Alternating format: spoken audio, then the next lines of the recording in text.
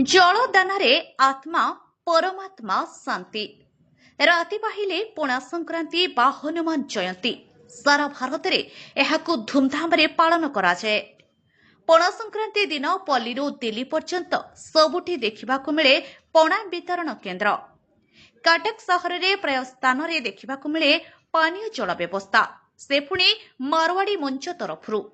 आज एमिति एक प्रयास करा जाइछि सहर भितरे प्रबल गुळुगुळी हाईकोर्ट को जाउथिबा पथचारी मानक कष्ट लाघव करबा पई कटक मारवाड़ी युवा मंच तरफरू आरंभ होइछि पानीय व्यवस्था, से पुणी दीर्घ 1.5 मास धरी चलिबो। खाली सेतिक नुहे, सबुदिन गोटे प्रकार नुहे, विभिन्न प्रकार पणा, पानी, तरभुज, काकुड़ी, कदली मिसाई करी प्रस्तुत करासाए।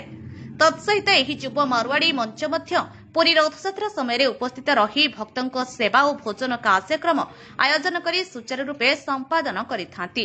कटकरू देवीदत्त शिवप्रसाद नायकों का रिपोर्ट, आपणक खबर।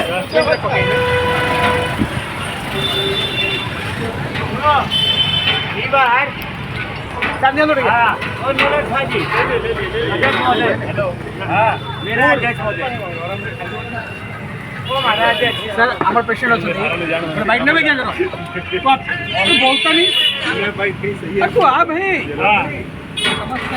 हेलो और गाड़ी देगी बोले आप विकास में हम बोलिए। अधिक खबर पाई आम चैनल को लाइक शेयर और सब्सक्राइब करंतु।